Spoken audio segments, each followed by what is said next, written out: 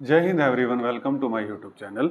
आप सभी को पता है कि मैं आपको क्लास 9th ICSE अग्रवाल का मैथ करा रहा हूँ प्यारे बच्चों। इसमें मैंने chapter 5 simultaneous linear equation start कर रखा है, एक्सरसाइज 5C। ठीक है, तो मेरी आप सभी से यही रिक्वेस्ट है कि आप फर्स्ट वीडियो से देख के फिर इस वीडियो पर आना। जो नए बच्चे इसको देखने हैं, जो सीक्वेंस में देख रहे हैं वो तो बहुत अच्छी बात है। ठीक है, अगर आप अच्छे से सीखना चाहते हो तो ठीक है, क्योंकि इसमें एलिमिनेशन मेथड भी लगेगा, ठीक है, कहीं पर सब्स्टिट्यूशन भी लगेगा, तो वो सब मैंने 5A 5B एक्सरसाइज में बता रखा है। तो अब इसमें 6 क्वेश्चंस रह गए हैं, तो कोशिश करते हैं कि ये इसका लास्ट पार्ट रहे। ठीक है, बट अब जैसे फिर से टॉपिक अलग आ गया बच्चों, पहले भी बताया था, अब बोट एंड स्ट्रीम वाला टॉपिक आ गया। ठीक है, ये डाउन स्ट्रीम अप स्ट्रीम, ये बोट एंड स्ट्रीम। अब इसमें क्या पता मैं 20 मिनट ले लूँ एक क्वेश्चन में, है ना, तो इसीलिए पेशेंस बनाए रखना। ठीक है, ये मत सोचना कि इतनी बड़ी वीडियो होगी या कुछ भी। ठीक है, क्योंकि अब ये टॉपिक अलग आ गया तो इस टॉपिक को समझाना पड़ेगा बच्चों पहले। ठीक है, फिर क्वेश्चन सीधा कराऊंगा तो उसको कोई फायदा ही नहीं है। ठीक है, चलो, अब बोट एंड स्ट्रीम का कंसेप्ट आ गया, तो ध्यान से देखेंगे सभी प्यारे बच्चे। ठीक है, बोट एंड स्ट्रीम, ये अभी आप ध्यान से समझ लो, जब आप 10th क्लास में जाओगे वहां पर भी है ये टॉपिक, वहां भी मैंने करवा रखा है, लेकिन वहां आपको फिर बहुत अच्छे से समझ आएगा ये बोट एंड स्ट्रीम। ठीक है, बोट एंड स्ट्रीम का टॉपिक करने से पहले हम डिस्टेंस और टाइम के बारे में थोड़ी चर्चा करते हैं। ठीक है, डिस्टेंस एंड टाइम। ठीक है, डिस्टेंस टाइम स्पीड, ये जो भी होता है, देखो डिस्टेंस का फॉर्मूला क्या होता है प्यारे बच्चों, डिस्टेंस का फॉर्मूला क्या होता है, speed into time, speed into time. ठीक है, सभी को पता होगा ये। ठीक है, ये और रट्टा नहीं मारना है कि डिस्टेंस का फॉर्मूला स्पीड इनटू टाइम होता है, आप खुद देख लो। ठीक है, ये मान लो आपका स्कूल है। ठीक है, ये मान लो आपका घर है, होम H, और ये आपका स्कूल है। ठीक है, आप घर से स्कूल तो जाते हैं, सारे बच्चे ही जाते होंगे स्कूल, तो 10th तक तो सारे जाते हैं, 11th में जाके थोड़े कम बच्चे जाते हैं। ठीक है, डमी ले लेते हैं, वो घर ही पढ़ते हैं। ठीक है, तो होम से स्कूल सभी बच्चे जाते हैं। ठीक है, तो देखो बच्चों, आपने यहाँ से क्या कवर करी है, ठीक है, डिस्टेंस कवर करी है। बट आपने जो, मैं आपकी फोटो बना देता हूँ, ये तुम में से ही है कोई, देख लेना, जिसकी शक्ल मैच होती हो देख लेना। ठीक है, वो तुम में से ही है कोई। अभी यहाँ से ये स्कूल गया। ठीक है, अब डिस्टेंस, अब यहाँ से यहाँ तक आने में इसने क्या करा, इसकी कोई ना कोई स्पीड होगी। ठीक है, तो स्पीड, ठीक है, कुछ ना कुछ स्पीड होगी। ठीक है, 2 kilometre per hour, 3 kilometre per hour, और इसको कुछ ना कुछ टाइम लगा होगा, टाइम लगा होगा इनटू टाइम। ठीक है, तो यही फॉर्मूला बन गया डिस्टेंस का। तो डिस्टेंस का फॉर्मूला बन गया स्पीड इनटू टाइम। अब डिस्टेंस को मैं d से लिखूंगा, स्पीड को s से लिखूंगा, टाइम को t से लिखूंगा। ठीक है, तो आप समझ जाना।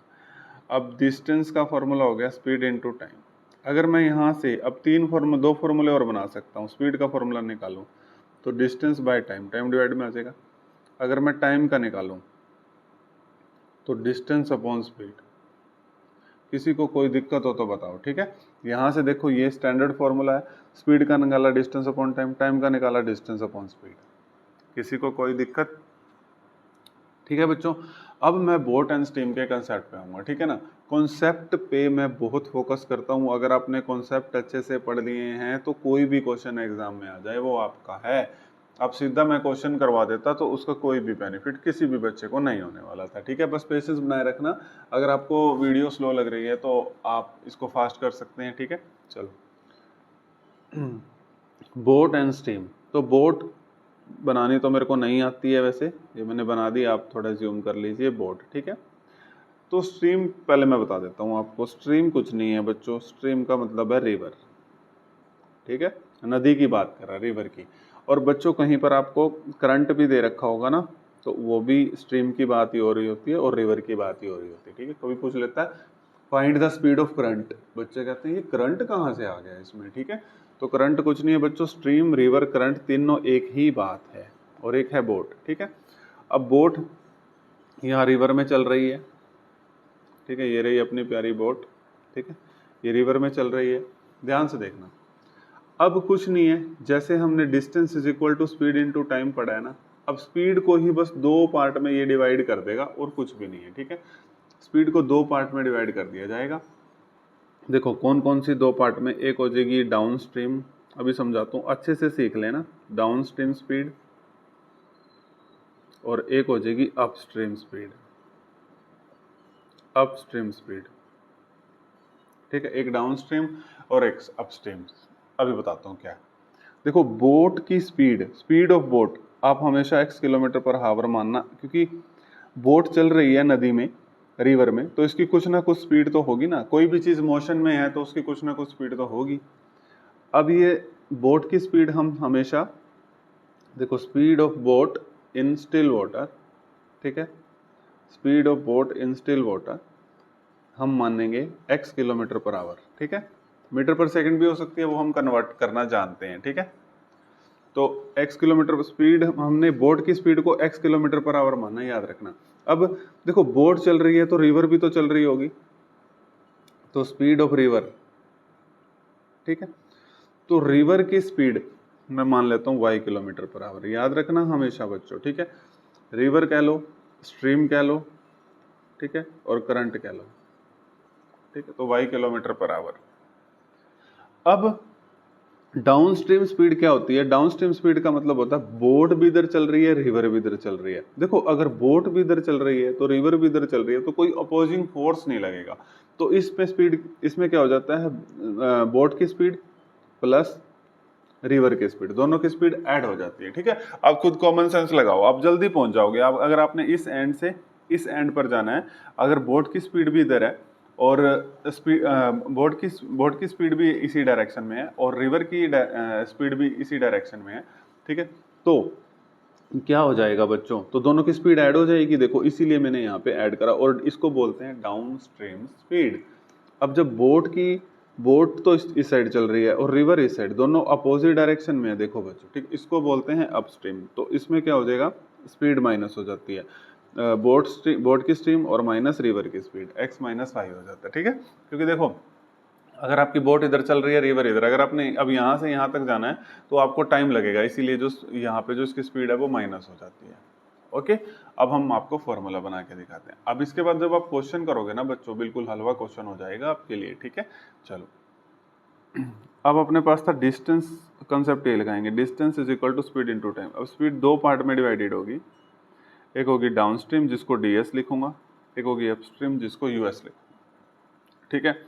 तो अब फॉर्मूला बना देते हैं, distance is equal to ds into T, distance is equal to us into T. अब वो आपको पता है ds क्या है, x माइनस वाई, और x प्लस वाई, ds क्या है, x प्लस वाई, अभी समझा है। us क्या है, x माइनस वाई, वो आपको पता है। x भी आपको पता है, speed of boat in still water, और y भी आपको पता है, speed of stream, speed of current और स्पीड ऑफ रिवर, ठीक है। अब क्वेश्चन आपका हो चुका है, ठीक है। आपसे इस क्वेश्चन को अब कोई नहीं छीन सकता।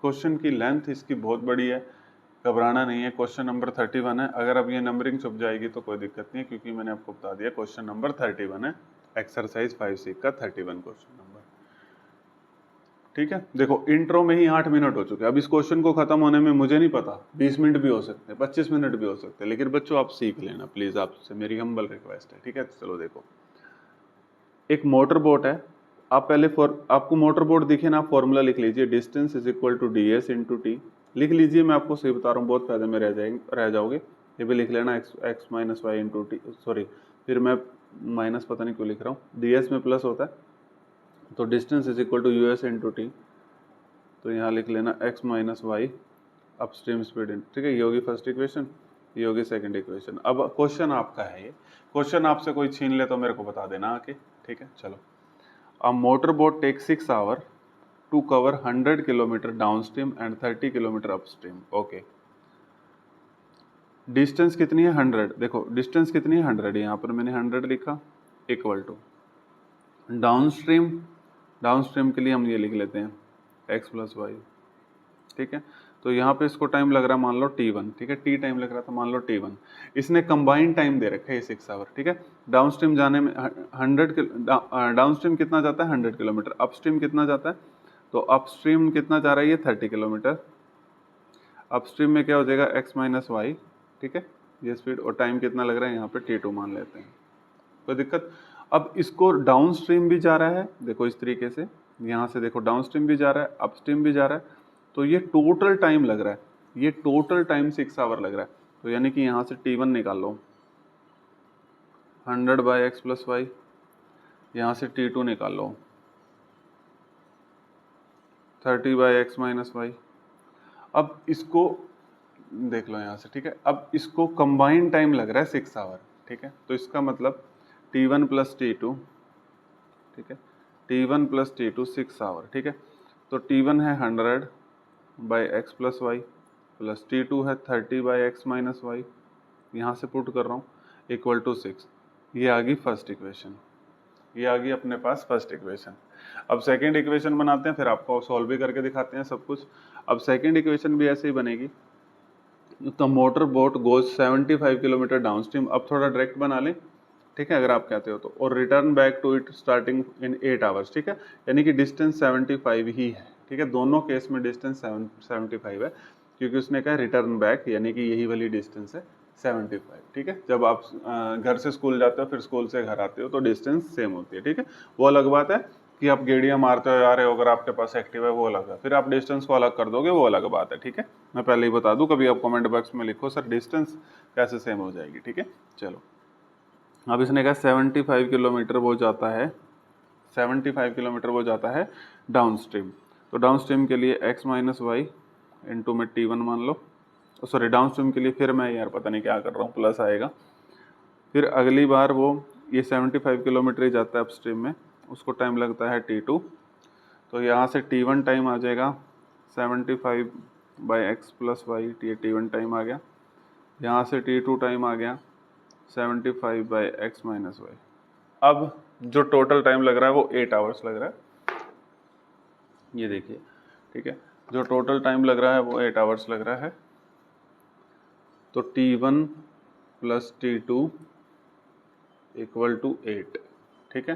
तो T1 है अपने पास 75/x + y, T2 है 75/x - y = 8। ये होगी इक्वेशन नंबर सेकंड। अब इसने पूछा है, ठीक है, इसने पूछा है मोटर बोट की speed, speed of motor boat यानी कि बोट की स्पीड, और rate of the stream, rate मतलब स्पीड ही होती है स्ट्रीम, यानी कि एक्स और वाई की वैल्यू पूछी है, ठीक है। ये मैंने आपको पहले भी बताया था कि स्पीड ऑफ बोट एक्स और जो स्पीड ऑफ रेट मतलब स्पीड है, स्पीड ऑफ स्ट्रीम जो वाई, ठीक है, एक्स और वाई की वैल्यू पूछी है। ये दो इक्वेशन आ गई हैं, फर्स्ट और सेकंड। इससे मैं आपको बता देता हूँ, ठीक है। ये आपके पास दो इक्वेशन आ गई है, ये फर्स्ट और ये सेकंड, ठीक है। तो इससे मैं आपको पूरा अच्छे से समझा देता हूँ, दोनों इक्वेशन को दोबारा लिख के, ठीक है, यहाँ पर पूरा सॉल्व कर देता हूँ, किस तरीके से करना है वो भी सारा समझा देता हूँ। चलो, अपने पास इक्वेशन क्या आई थी? अपने पास इक्वेशन आई थी 100/x + y plus 30/x - y = 8, एक ये थी। दूसरी इक्वेशन थी 75/x + y plus 75/x - y, नहीं ये =6 था, अभी गलत हो जाता, सारा का सारा 6 था और ये 8। अब इसको कैसे करना है? करना तो एलिमिनेशन है, लेकिन देखो यहाँ दिक्कत आ रही है, वेरिएबल अब नीचे आ गया। जब वेरिएबल आपको डिनोमिनेटर में मिले ना, तो आप 1/, देखो इंटू 1/x + y तो लिख सकते हो, इसको मान लो a मान लो, ठीक है, और 1/x - y को b मान लो, और बाद में हम यहाँ पुट करके x और y की वैल्यू निकाल लेंगे, बाद में पुट कर देंगे। चलो, अब देखते हैं यहाँ पर।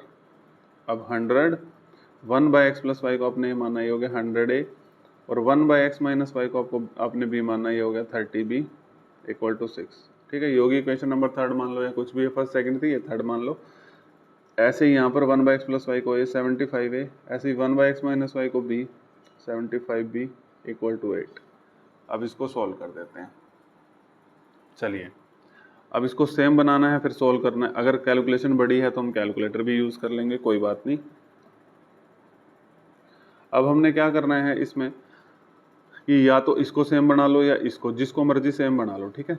इसको सेम बना लेते हैं a को, तो इसको 75 से मल्टीप्लाई कर देंगे और इसको 100 से। अब 75 को 100 से करेंगे तो 75 100, और 75 को 30 से। अब मैं थोड़ा सा, क्योंकि जल्दी हो जाएगी कैलकुलेशन, ठीक है। 75 × 30 तो ये हो जाएगा 2250 b, और 75 को 6 से करेंगे, आप कैलकुलेटर मत यूज़ करना बच्चों, ठीक है, 450। अब इसको 75 को 100 से करेंगे तो ये 7500, ठीक है, और ये भी हो जाएगा अपने पास 7500 बी, और ये हो जाएगा 800। अब देखो ये सेम तो आ गया, एलिमिनेशन मेथड लगेगा लेकिन साइन चेंज करने पड़ेंगे, ये कट गया। अब अपने पास है प्लस माइनस माइनस, साइन तो माइनस का आएगा, जो टर्म बड़ी है तो माइनस कर लेते हैं इसको। 7500 माइनस 2250, तो ये आ गया 5250 माइनस बी, और इसको भी माइनस कर लेते हैं। 800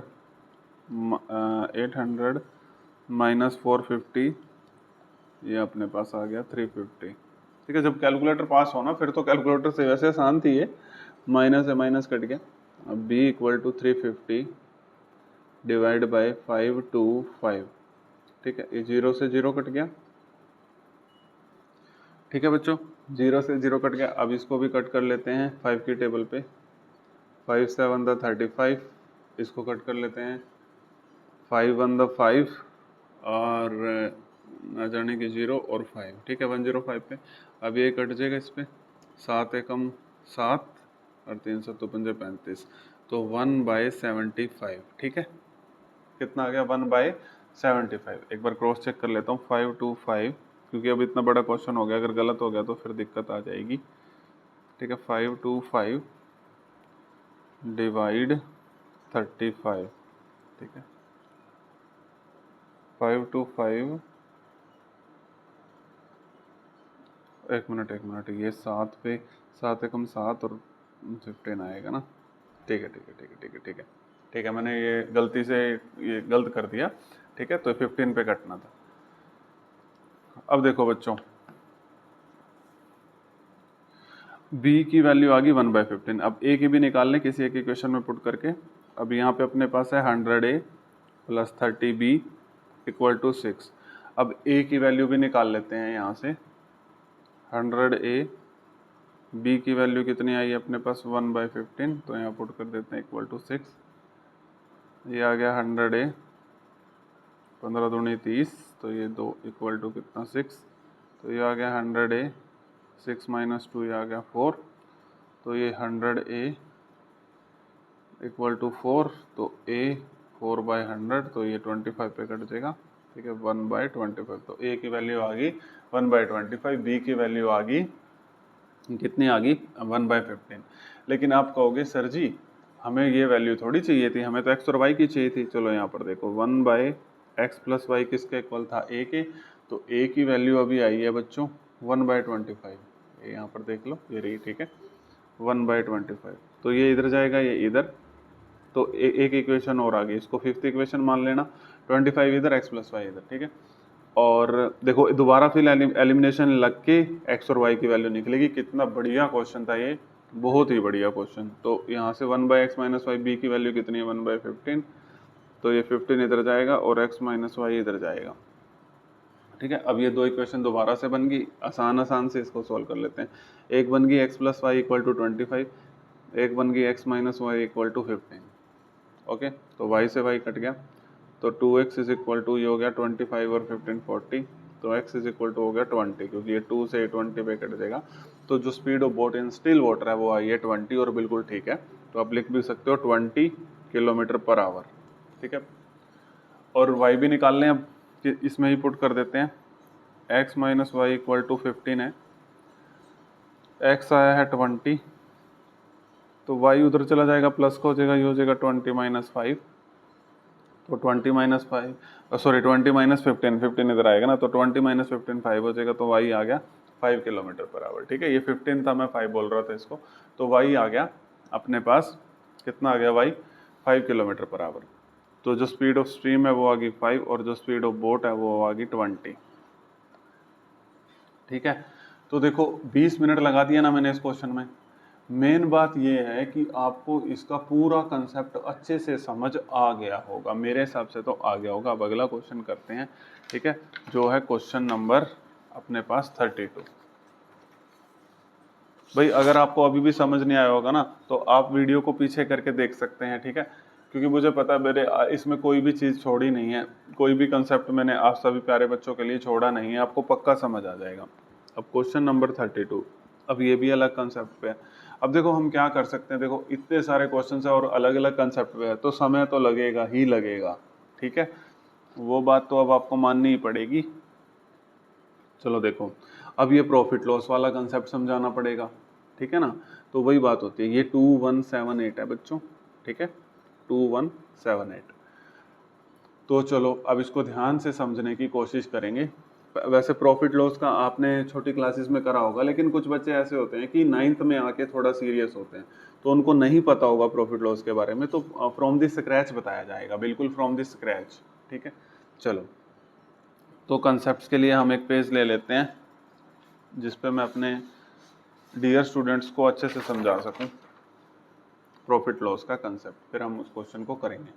देखो प्रॉफिट लॉस में क्या होता है, प्रॉफिट लॉस में profit loss SP CP, in profit को पी लिखूंगा, लॉस को एल लिखूंगा। एसपी का मतलब है सेलिंग प्राइस, सीपी का मतलब है कॉस्ट प्राइस। इन चार चीज़ों पे ही गेम खेलेगी बार बार, ठीक है। चलो देखो इन पे ही गेम खेलनी है हमने। प्रॉफिट लॉस, प्रॉफिट को पी से लिख दिया, लॉस को एल से, सेलिंग प्राइस को एसपी और कॉस्ट प्राइस को सीपी। देखो प्रॉफिट क्या होता है, प्रॉफिट कैसे है यार, आप मतलब फॉर्मूले मत याद कर लेना, selling price minus cost price, आपको पता ही है। लॉस क्या होगा, लॉस क्या होता है जल्दी बताओ, cost price minus selling price, यही होता है लॉस, ठीक है। तो सीधी सी बात है यार, अगर आपके पास 10 रुपए का पेन है, ठीक है, और 10 रुपए का पेन है, उसकी कॉस्ट जो है वो 10 रुपए है, और आपने उसको सेल कर दिया 12 रुपए का, तो आपको क्या होगा, आप कॉमन सेंस लगाओ ना, प्रॉफिट होगा कितने रुपए का, 2 रुपए का, तो फॉर्मूला बन गया selling price minus cost price, ठीक है। अगर 12 कॉस्ट प्राइस है तो 10 सीपी है, फिर तो लॉस हो जाएगा आपको, ठीक है, कोई दिक्कत।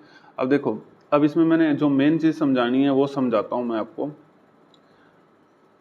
अब आपने क्या करना है, अब वो आपको कहेगा कि मान लो आपने कोई भी आर्टिकल खरीदा, उसकी कॉस्ट प्राइस है 500, उसका कॉस्ट प्राइस है 500, ठीक है, और आपको यहाँ पे प्रॉफिट परसेंट दे देगा, वो कहेगा आपने कोई भी आर्टिकल खरीदा है, उसकी कॉस्ट प्राइस 500 है और उसमें जो प्रॉफिट परसेंट है वो 10% है, उसका सेलिंग प्राइस बताओ, उसका सेलिंग प्राइस बताओ। तो उसके लिए एक फॉर्मूला होता है, मैं आपको सारी चीजें बताऊंगा, ठीक है। अब आप दो तरीके से निकाल सकते हो, पहले मैं आपको पहला मेथड बताता हूँ कि आप ये सेलिंग प्राइस कैसे निकाल सकते हो। देखो आप ये सेलिंग फॉर्मूले छोड़ो, आप अपने माइंड के साथ खेलना शुरू करो। 10% का प्रॉफिट हो रहा है, 500 रुपए की कोई चीज है, 10% का प्रॉफिट हो रहा है, तो आप इसका 500 का 10% निकालिए, 20 से 20 कटिए, कितना आ गया 50, यानी कि आपको प्रॉफिट कितने का हुआ 50 का, आपको प्रॉफिट कितने का हुआ 50 का। तो सेलिंग प्राइस, अब सेलिंग प्राइस कितना हो जाएगा, फिर आप कितने की बेच रहे हो उसको, 500 प्लस 50, तो कितने की बेच रहे हो 550 की, समझ आ गया। तो फॉर्मूले से भी बता देता हूँ, देखो जैसे प्रॉफिट आपको कितने का हो गया 50 का, और आपका सीपी कितना था, सीपी था 500, तो यहाँ से एसपी निकालोगे तो ये प्रॉफिट प्लस सीपी हो जाएगा, देखो प्रॉफिट प्लस सीपी, तो ये 550 आ गया। तो फॉर्मूलों को छोड़ो, आप अपने माइंड से खेलोगे तो ज्यादा बेटर रह जाएगा, कितने फॉर्मूले याद कर लोगे मैथ में, ठीक है ना। तो कॉमन सेंस लगाओ ना, 500 की चीज थी, 50 का प्रॉफिट हो रहा है, तो 500 प्लस 50 ही तो करोगे। तो यहाँ से ये भी देख लेना अगर किसी को कंफ्यूजन होती है। दूसरा केस, इसको मैं डायरेक्ट कैसे करूंगा, ठीक है, ये सब कहानी ना करनी पड़े। कोस्ट प्राइस है 500 और प्रॉफिट हो रहा है 10% का, आप सीधा ही सेलिंग प्राइस के लिए सीधा ही आप क्या कर दो, 100%, कोई भी चीज अपने आप में 100% होती है, आप इस 100% में 10% को पहले ही ऐड कर दो, ठीक है, तो कितना हो जाएगा 110%। आप 500 का सीधा ही 110% निकाल दो, बात खत्म, ठीक है, इतना बड़ा प्रोसीजर करने की जरूरत ही नहीं है, तो आ गया 550, ठीक है। अगर मान लो यहाँ पे लॉस हो रहा होता 10% का, तो 100 में से 10% को माइनस कर देते तो 90%, क्योंकि क्वेश्चन किस तरीके से भी आ सकते हैं, ठीक है ना, उस टाइम पे सेलिंग प्राइस 90% निकालना पड़ता, ठीक है। अगर मान लो, देखो मैं आपको प्रॉफिट समझा दूं, पेपर में क्वेश्चन आ जाए लॉस वाला, तो फिर ठीक है, सर ने तो समझाया नहीं था, आप तो सीधा बोल दोगे। तो लॉस हो जाए अगर 10%, तो वो 100% में से माइनस कर देना 90%, सीधा 500 का 90% कर देना, तो आपके पास आंसर आ जाएगा। देखो यहाँ भी 550 था, यहाँ भी 550 था, कोई दिक्कत। अब क्वेश्चन आपका, अब आपको आपका क्वेश्चन है, कोई नहीं आपसे छीन सकता। चलो देखिए, इसने कहा man sold a chair and table. हम मान लेते हैं कॉस्ट प्राइस ऑफ चेयर, ठीक है, चेयर का कॉस्ट प्राइस मान लेते हैं ₹X और cost price of table, table का कॉस्ट प्राइस मान लेते हैं ₹Y, ठीक है। चेयर का हमने मान लिया X, टेबल का हमने मान लिया Y। अब ये कहता है man sold a chair and table for ₹2178, thereby making a profit of 12% on the chair, 16% on the table. अब देखो ये कॉस्ट प्राइस है ना, तो अब ये जो टोटल सोल्ड यानी कि ये टोटल सेलिंग प्राइस है, ये टोटल सेलिंग प्राइस है चेयर का भी टेबल का भी।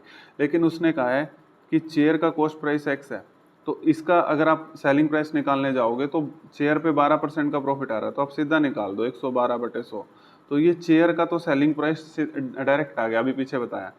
अब टेबल की कॉस्ट प्राइस वाई है, तो 16% है, तो 116/100, ठीक है। अब ये चेयर का सेलिंग प्राइस आ गया, ये टेबल का, और दोनों का कंबाइन दे रखा है 2178, ठीक है। इक्वेशन बड़ी बनेगी, कोई बात नहीं। अब यहाँ से इक्वेशन बना लो, ये हो जाएगी 112x, ये हो जाएगी 116y, और ये 100 एलसीएम लेके इधर चला जाएगा 217800। अब ये इक्वेशन आ गई, हम कैलकुलेटर से निकाल लेंगे, कोई बात नहीं, ठीक है।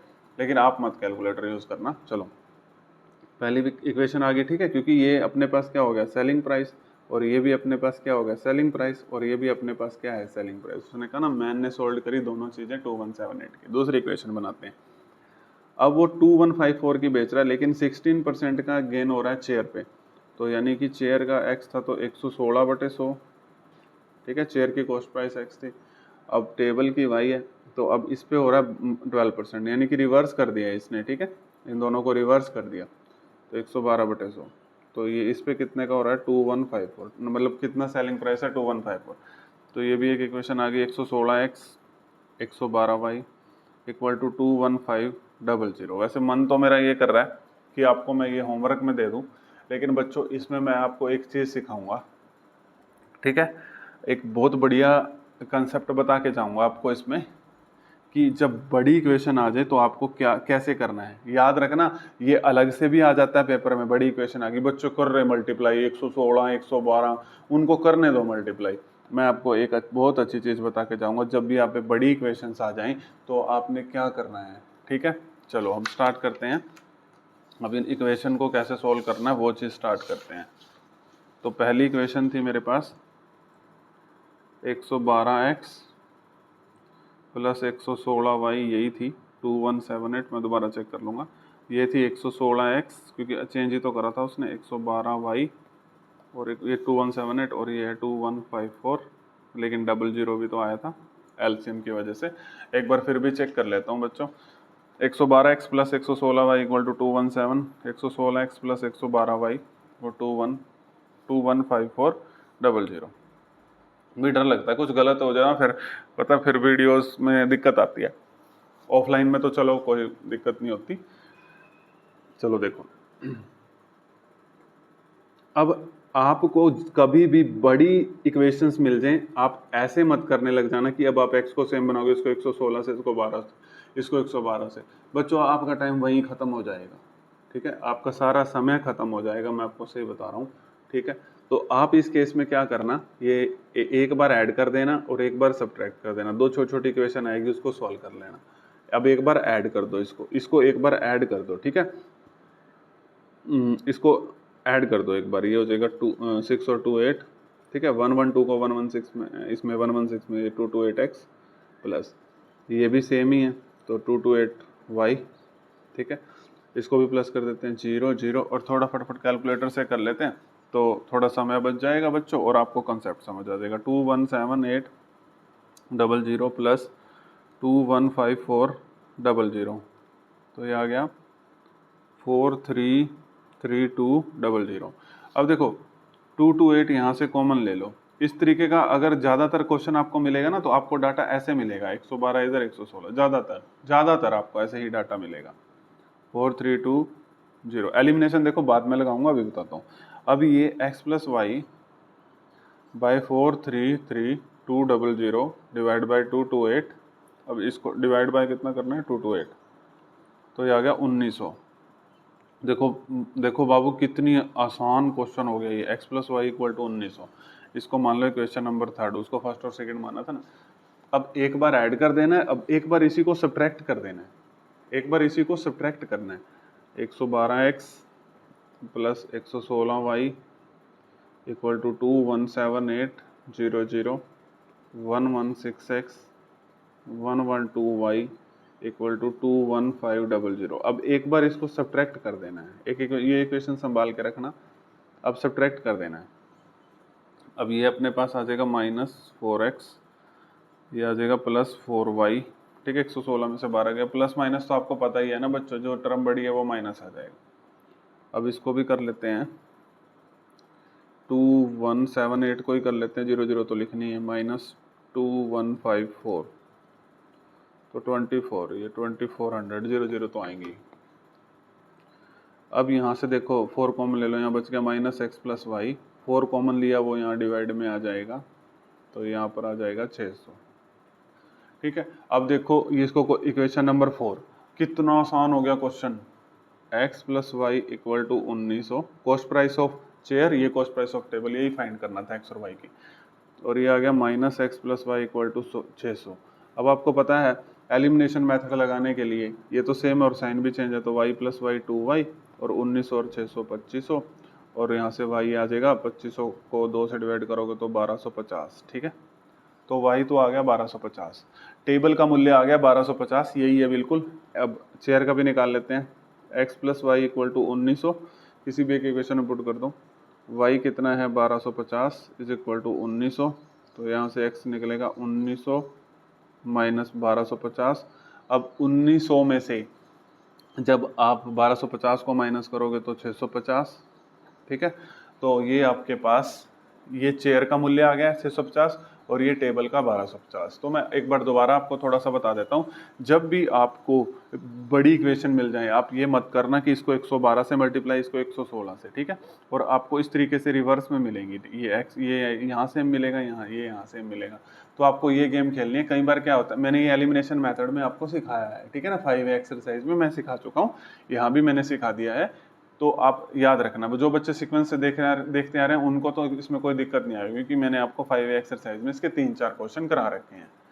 ठीक है बच्चों, तो देखो अब समय लग गया होगा, ठीक है, 30 मिनट्स 2 क्वेश्चन को ही बताने में। आपको सर जी आपने तो 2 में ही, लेकिन बेटे जो ये 2 क्वेश्चन मैंने बताया ना आपके एग्जाम में खत्म नहीं, मतलब गलत नहीं होने वाले, चाहे लॉस से आ जाए क्वेश्चन, चाहे प्रॉफिट से आ जाए क्वेश्चन। ठीक है बच्चों, किसी को कोई दिक्कत तो नहीं है ना। क्वेश्चन नंबर 33 देखिए, अब ये भी बिल्कुल उसी कंसेप्ट पे बेस है, distance is equal to speed into time पे। ठीक है, इस पे भी कोई दिक्कत नहीं आएगी आपको। देखिए ध्यान से देखिए देखो पहले मैं आपको बता देता हूँ, बॉटम स्ट्रीम का भी मैंने आपको क्वेश्चन कराया है। तो देखो मैं आपको फॉर्मूला मैंने अभी बताया था, डिस्टेंस को डी से, distance is equal to speed into time. ठीक है, इससे चलेंगे, और ये मैंने अभी आपको बता भी दिया है कैसे आया ये सब कुछ, है ना। तो distance is equal to speed into time. Question की लेंथ बड़ी हो सकती है, लेकिन ये बहुत इंपॉर्टेंट क्वेश्चन है। ठीक है, चलो इजी भी है। अब इसने कहा देखो, a man travel 600 kilometre partly by train and partly by car. मान लो एक मैन है, वो 600 किलोमीटर ट्रैवल करता है, कुछ रास्ता ट्रेन से और कुछ रास्ता कार से। तो हम लेट कर लेते हैं स्पीड ऑफ ट्रेन, दोनों की स्पीड तो माननी पड़ेगी ना, ट्रेन की स्पीड अलग होगी, कार की अलग होगी। स्पीड ऑफ ट्रेन मैं मान लेता हूँ x किलोमीटर पर आवर, ठीक है, और फिर ये स्पीड ऑफ कार मान लेता हूँ y किलोमीटर पर आवर। ठीक है, आप कुछ भी ऐड कर सकते हो, इसमें कोई भी दिक्कत नहीं है। अब ध्यान से देखना 600 किलोमीटर की डिस्टेंस ट्रैवल करनी है। ठीक है, पहली समझा देता हूँ, दूसरी सेम लिख दूंगा। टोटल 600 किलोमीटर की डिस्टेंस ट्रैवल करनी है किसी मैन को। ओके बच्चों, कैसे? पार्टली कुछ ट्रेन से और कुछ कार से। तो ट्रेन की स्पीड मैंने मान ली x kilometre per hour, car की भी मान ली y किलोमीटर पर आवर। अब ये कहता है 120 किलोमीटर ट्रेन से, यानी कि ये 600 थी तो 120 तो करी ट्रेन से, मतलब 120 ट्रेन से। अब ये कितनी रहेगी, 600 में से 120 गए 480, और 480 करी होगी इसने किससे, रेस्ट बाय कार से। रेस्ट लिखा ना, तो ये रेस्ट आपको खुद से कैलकुलेट करना था, तो कोई बड़ी बात नहीं। 120 अगर इसने ट्रेन से कर ली, टोटल 600 है, तो 600 में से 120 माइनस कर देंगे तो 480 आ जाएगी। अब आपने प्यारे बच्चों कुछ नहीं करना, ये आपके पास होता है, देखो distance is equal to speed into time. ठीक है, ये आपके पास है। अब देखिए, अब डिस्टेंस ये पहले 120 किलोमीटर, किससे करी इसने 120 किलोमीटर, ट्रेन से करी ना, तो ट्रेन की स्पीड मैंने x मान रखी है, तो यहाँ स्पीड की जगह x रख दिया इनटू टाइम, इसको t1 मान लो। तो अब इसको कितना टाइम लगा, t1 निकाल लो यहाँ से, 120/x, ठीक है। तो ट्रेन से इसको इतना t1 टाइम लगा। अब हम क्या करते हैं, अब ये 480 इसने कार से, तो ये 480 डिस्टेंस, मैं आपको बिल्कुल स्क्रैच से बता रहा हूँ, आपको दिक्कत ना है। स्पीड हमने कार की स्पीड मानी थी y और टाइम अब t2 मान लो। अब t2 टाइम कितना लगेगा, ठीक है, जब वो कार से ट्रेवल करेगा तो उसको कितना समय लगेगा, ये 480/y। अब उसको कंबाइन कितना समय लग रहा है, तो इट टेक्स हिम 8 आवर्स, ठीक है। तो ये 600 किलोमीटर के डिस्टेंस ट्रैवल करने में उसको 8 आवर्स लग रहे हैं। तो ये t1 है, ये t2 है, तो टोटल समय क्या लगेगा, t1 plus t2 equal to क्या लगेगा प्यारे बच्चों, 8 आवर्स। तो t1 क्या है 120/x और t2 क्या है 480/y, ठीक है, और इक्वल टू 8। इससे मत घबराना कि इसमें इतने मिनट लग गए, 20 मिनट 30 मिनट, वो मत घबराना, 10 मिनट कुछ भी है ना, आप बस अपने कंसेप्ट को क्लियर करो। तो ये पहली इक्वेशन बन गई। इसको सोल्व कैसे करना है मैंने आपको बहुत बार बता रखा है, 1/x को कुछ और लेट कर लेंगे। पहले हम ये इसकी एक इक्वेशन बना दी, एक दूसरे भी बना लेते हैं, ठीक है। अब इसको तो प्यारे बच्चों आप खुद से बना दोगे। अब इसने कहा टोटल डिस्टेंस चलनी है कितनी चलनी है, अच्छा टोटल 600 ही चलनी है। अब ट्रेन से 200 चलनी है, देखो इसने लिखा ना, if he travel 200 kilometre by train और रेस्ट कार से। तो अगर अब इसने, तो डायरेक्ट लिख दूं, चलो बता ही देते हैं यार, छोड़ो, आप बहुत अच्छे बच्चे, आपको सारा कुछ बताएंगे। तो डिस्टेंस 200 किलोमीटर चलनी है, तो स्पीड हमने ट्रेन की x मान रखी है, तो यहाँ से t1 ये आ जाएगा 200/x, या t3 मान लो कोई दिक्कत नहीं है, ठीक है। चलो t3 मान लो, t3 समय लगेगा, तो कितना लगा 200/x। अब 600 में से 200 गए तो कितने 400 बच गए, और अगली कार से उससे चलनी है कार से, तो डिवाइड बाय y आ जाएगा, और ये t4 समय लगेगा। ये मैंने डायरेक्ट लिख दी बच्चों, लेकिन करनी ऐसे ही है, बता देता हूँ। जैसे distance is equal to speed into time, यहाँ पे 400 रख दोगे, यहाँ पे y, और यहाँ पे इसको t4 मान लोगे, और ये 400/y डिवाइड में आ जाएगा, और ये t4 हो जाएगा। कोई दिक्कत हो तो बता देना भाई, ठीक है। अब इनको कंबाइन समय कितना लग रहा है, अच्छा ये यहाँ ध्यान से देखना है, ही टेक्स 20 मिनट लोंगर, मतलब 20 मिनट। अब बच्चे पता क्या करेंगे, 20 मिनट कर देंगे, नहीं बच्चों इसमें ना 8 आवर से 20 मिनट ज़्यादा लग रहा है, ठीक है।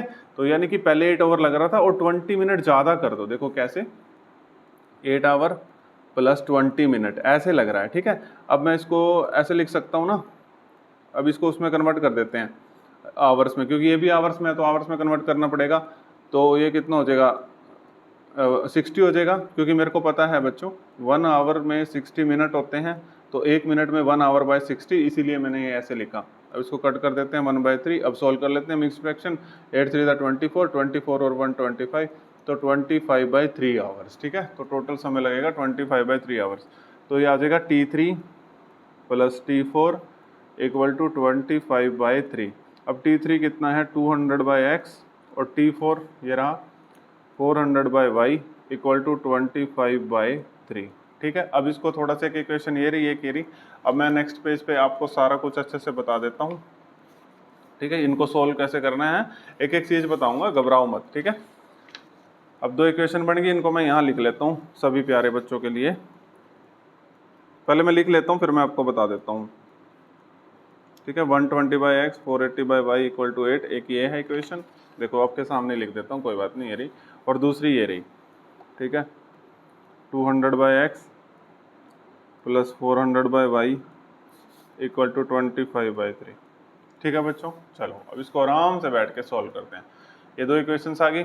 अब मैंने आपको बता रखा है, जैसे ये 1/x है तो इसको a मान लो, और 1/y है इसको b मान लो, 1/y को। तो अब ये बन जाएगी 120a plus 480y equal to 8। इसको भी ये 1/x को a मानना, तो ये बन जाएगी 200a 400b इक्वल टू 25/3। ये थोड़ा फ्रैक्शन में इसको सॉल्व करने की कोशिश, ये तो चलो हमने पहले इक्वेशन मान ली, इसको थोड़ा सा और सॉल्व करते हैं।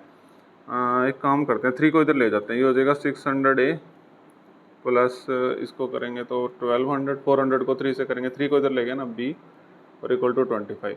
और भी छोटा करते हैं, 25 से डिवाइड कर देते हैं पूरी इक्वेशन को, इधर भी और इधर भी, ठीक है। थोड़ा सा इसको मैं छोटा बनाने की कोशिश कर रहा हूँ, और कुछ नहीं है। जब इसको 600/25 करेंगे, यहाँ पर बता देता हूँ प्यारे बच्चों को,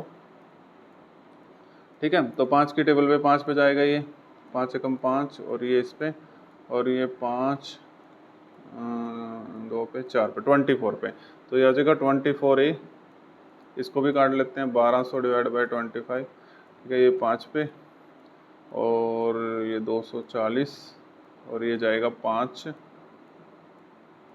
5 चौके 20 और 8, 48 पे। तो ये हो गया 48b इक्वल टू 25/25 1 हो जाएगा, ठीक है। अब तो बहुत आसान हो गया बच्चों, ठीक है। इसको दूसरी इक्वेशन मान लेते हैं। अब ये इक्वेशन और ये इक्वेशन सोल्व कर लेते हैं। मैं दोबारा लिख देता हूँ ऊपर वाली इक्वेशन, ये वाली इक्वेशन को यहाँ नीचे लिख देता हूँ, 120a plus 480y equal to 8, और ये इक्वेशन तो ये थी, ठीक है। अब इसको सेम कर लेते हैं, या तो ए को सेम कर लो या बी को कर लेते हैं। पता क्यों? बी आसान सा लग रहा है सेम करना। 48 को 480 बनाना है तो सीधा 10 से गुणा कर देंगे, ठीक है, 10 से। तो ये हो जाएगा 240a, ये हो जाएगा 480b इक्वल टू 10, ठीक है। और ये 120a, इनमें कंसेप्ट भी है और कैलकुलेशन भी बहुत अच्छी है। अच्छा, इसको मेरे को बी मानना पड़ेगा ना, इसको वाई क्यों मान रहा हूँ मैं, 480b, ठीक है, इक्वल टू 8। समझ रहे हो बच्चों, इसमें कंसेप्ट भी है और कैलकुलेशन भी बहुत अच्छी है। तो अब एलिमिनेशन के लिए साइन चेंज करने पड़ेंगे, तो कट जाएगा। और ये 240 में से 120 गए 120a, और ये 10 में से 8 गए 2, तो यहाँ से a की वैल्यू आ जाएगी 2/120, तो 1/60। तो a तो आ गया 1/60, ठीक है। अभी आप कहोगे सर जी हमें तो x निकालना था, क्योंकि हमने ट्रेन की स्पीड को x माना था, आपने तो a निकाल दिया। कोई बात नहीं, आप पुट करके यहाँ से x निकाल लेंगे, ठीक है। तो a तो आ गया, पहले b तो निकालें। चलो बच्चों, b किसी भी एक इक्वेशन में पुट कर देते हैं जो आसान सी लग रही होगी। आसान सी तो कोई सी भी नहीं, सारी कॉम्प्लेक्स हैं, कोई बात नहीं, कर देते हैं पुट, हमें कोई दिक्कत नहीं है। इसमें कर देते हैं, ये वाली इक्वेशन में है ना, 24a plus 48b equal to 1, इसमें कर देते हैं, ठीक है। जरूरी नहीं है जो अपने मल्टीप्लाई करके इतनी बड़ी में पुट करना है, तो छोटा बनाओ क्वेश्चन को। 24a की वैल्यू है 1/60 प्लस 48b तो निकालना है इक्वल टू 1, ठीक है। इसको ये कट रहा है तो काट दो, 4 की टेबल पे कट देगा ना ये, 4 एकम 4 और 2, 4 पंजे 20 और 4 6 24, और देखो ये किस पे कट देगा, 3 दूनी 6 और 3 पंजे 15, ठीक है। सीधा भी कट रहा था, 12 दूनी 24, 12 पंजे 60, सीधा भी कट रहा था, कोई बात नहीं। 2/5 48b 1, ये 2/5 इधर जाएगा, माइनस का हो जाएगा। एलसीएम ले लो, देखो मैं एलसीएम इस तरीके से लेता हूँ, इन दोनों को मल्टीप्लाई कर दो, 5 × 1 को, 5 को इधर और 1 को इधर, इस तरीके से 48b। अब 48b इक्वल टू ये आ जाएगा अपने पास 5 - 2 3, 3/5। अब b आ जाएगा 3/5 × 48, ठीक है। 48 डिवाइड में आ गया ना। अब इसको काट देते हैं, ये 16 पे कट जाएगा तो 16 पंजे 80, तो ये आ गया 1/80। ये 3 48 को 16 पे काट देगा ना, 16 3 दा 48, और ये 16 5 दा 80, तो 1/80 आ गया। b 1/80 आ गया, a 1/60, ठीक है। तो हमें तो ये निकालना था बच्चों, ठीक है, ट्रेन की स्पीड क्या मानी थी, x, तो a आया था 1/60, तो x इधर ले जाओ, 60 इधर, तो ये आ गई हम अपने पास ट्रेन की स्पीड, अपने पास आ गई 60 km/h, ठीक है। जो हमने पहली ट्रेन की मानी थी ना, देख लेते हैं एक बार x को, हाँ ट्रेन ही थी, x km/h। यहाँ से b भी निकाल लेते हैं, कार की भी, कार की y मानी थी, b कितना है 1/80, 80 इधर गया, y इधर, तो y = 80 km/h, ठीक है बच्चों। आई थिंक 10 मिनट लग गए इस क्वेश्चन को करने में, कोई बात नहीं बच्चों, आपको समझ आया है कि नहीं ये जरूर कमेंट बॉक्स में बता देना। तो जो ट्रेन की स्पीड है वो 60 km/h, और जो कार की स्पीड है वो 80 km/h। अब अपने 3 क्वेश्चन रह गए हैं, तो वीडियो ज़्यादा लंबी ना हो जाए, तो 3 क्वेश्चन मैंने इसमें करा दिए, 3 मैं अगली वीडियो में करा दूंगा, ठीक है। जैसे ही मुझे टाइम मिलेगा मैं आपको जरूर कराऊंगा, लेकिन आप वीडियो को शेयर लाइक बिल्कुल भी नहीं कर रहे हो, कोई बात नहीं, आपकी मर्जी है, बट शेयर करोगे तो थोड़ा अच्छा लगेगा मुझे, ठीक है। तो बाकी आपकी मर्जी है बच्चों, अगर आपको पसंद आता है तो तभी शेयर कर देना, अदरवाइज रहने देना, ठीक है। Thank you everyone.